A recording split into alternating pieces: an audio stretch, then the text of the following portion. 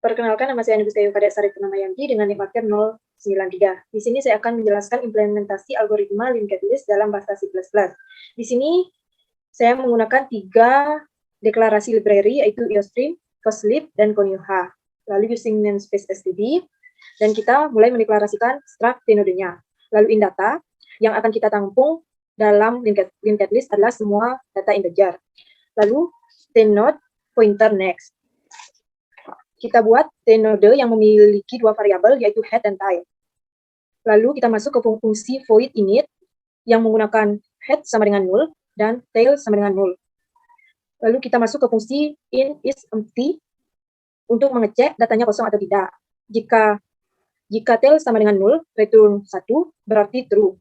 Dan jika tidak ada berarti else, lalu return 0 berarti false. Selanjutnya, perkenalkan, nama saya Nilo Kristiani dengan NIM akhir 086. Bisa mulai dari void insert depan, nilai kembalian dari integer data baru, di mana di sini ada tnode dengan variabel baru sama dengan new tnode, baru menuju data sama dengan data baru menuju next sama dengan null. Kenapa menggunakan null? Karena ini untuk penghentian pada pembicaraan linked list.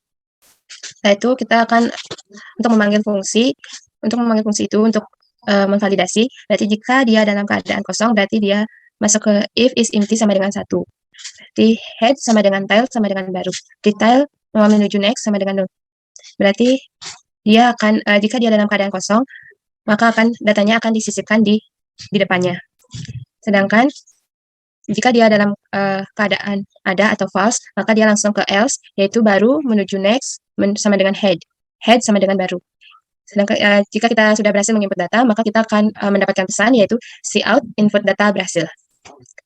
Kita masuk ke void insert belakang, yaitu integer data, di mana tnode dengan variabel baru, yaitu baru sama dengan new tnode, baru menuju data sama dengan data, baru menuju next sama dengan null.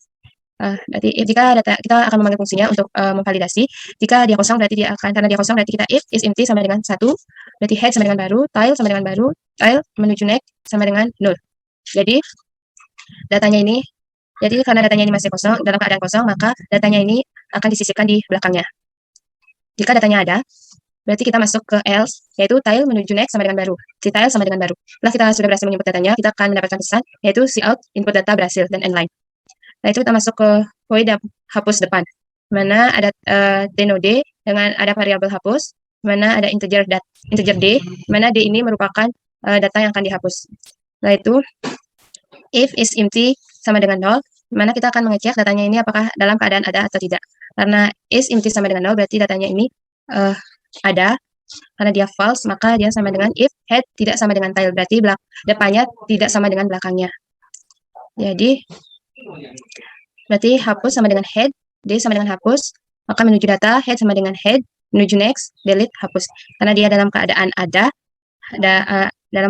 berarti dia false, maka akan dilakukan sebuah fungsi untuk menghapus data yang berada di depannya. Berarti data yang berada di depannya itu akan terhapus. Jika dia dalam keadaan kosong atau true, dia akan masuk ke else, yaitu d sama dengan tail, menuju data, head sama dengan tail sama dengan null. Berarti dia head sama dengan tail sama dengan null, berarti pembacaan linked list-nya dia sudah berhenti, makanya dia null. Jika datanya berhasil dihapus, akan mendapatkan pesan, yaitu cout lebih kecil dari d, lebih kecil terhapus. D ini merupakan data yang terhapus. Misalnya D ini 5, berarti datanya D ini 5, maka 5 sama dengan terhapus. Jika kita tidak ada datanya atau datanya kosong, maka akan ada sebuah pesan, yaitu else cout lebih kecil dari data masih kosong. Baik, saya Nikuti dan Karisma Dewi dengan NIM akhir 091. Saya akan menjelaskan fungsi void hapus belakang. Fungsi void hapus belakang ini menggunakan pointer bantu dan pointer hapus.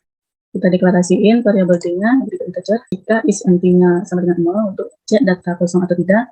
Jika tidak kosong, maka false dibuat fungsi untuk menghapus data yang ada di belakangnya. Kita berhasil terhapus, maka muncul terhapus, lalu dicetak data masih kosong. Selanjutnya ada fungsi void tampil. Fungsi ini untuk mendeklarasikan data yang sudah dimasukkan tadi, fungsi main atau fungsi utama yang berfungsi untuk memanggil fungsi-fungsi yang sebelumnya. Saya coba compile and run. Saya masukkan datanya, saya coba masukkan pilihan 2, yaitu tambah belakang.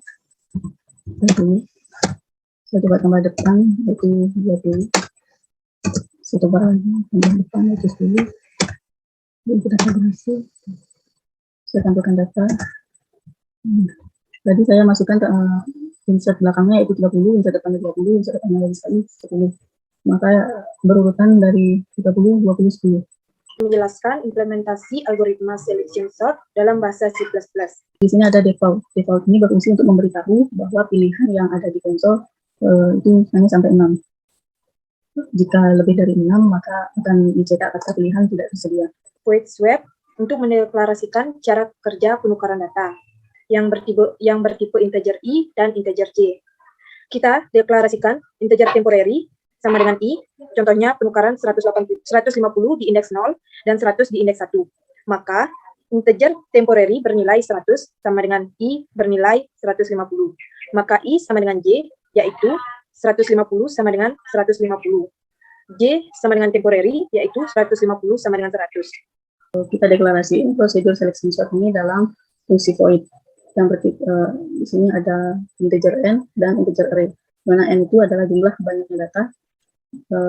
Dan kita deklarasikan integer I, J, dan indeks terkecil. Untuk syarat-syaratnya ini, saya akan jelaskan lewat Microsoft Excel. Saya coba kembalikan dulu. Ini ada angka indeks 0, 1, dan 2. Hasil pengurutannya ini. Dan angka sortingnya tidak terlihat. Nah, saya akan jelaskan dengan Microsoft Excel.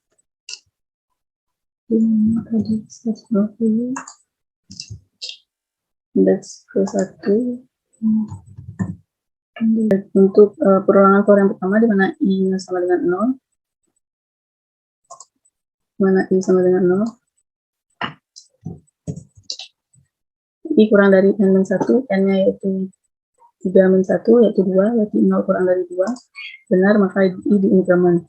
Indeks terkecilnya sama dengan I, I-nya tadi 0, maka indeks terkecilnya sama dengan 0.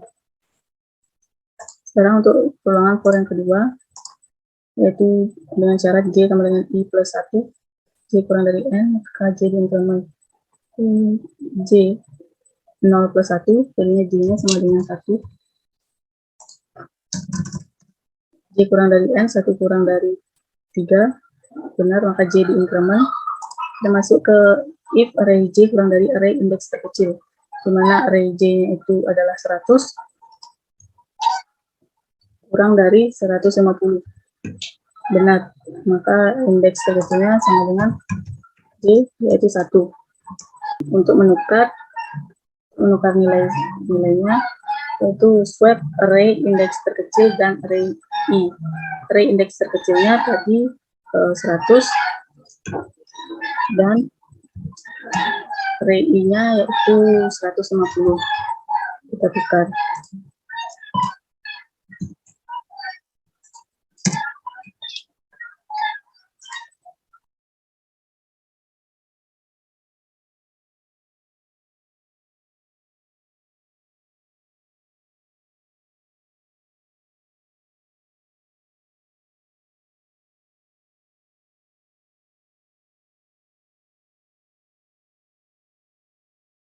J kurang dari array indeks terkecil, array J-nya tadi 175, kurang dari indeks terkecilnya 150, salah, maka tidak dilanjutkan atau tidak ditukar. Kita masuk ke I, perulangan I yang kedua, maka 2 kurang dari 2, salah, 2 kurang dari 2, salah, maka fungsi berhenti. Dan inilah data terurutnya 100, 150, 175. Ini adalah fungsi utama, yaitu fungsi integer main yang berfungsi untuk mencetak kata-kata yang ada di konsol seperti pengurutan data dan seleksi. Setelah itu dipanggillah fungsi yang ini untuk mencetak kata hasil pengurutan data.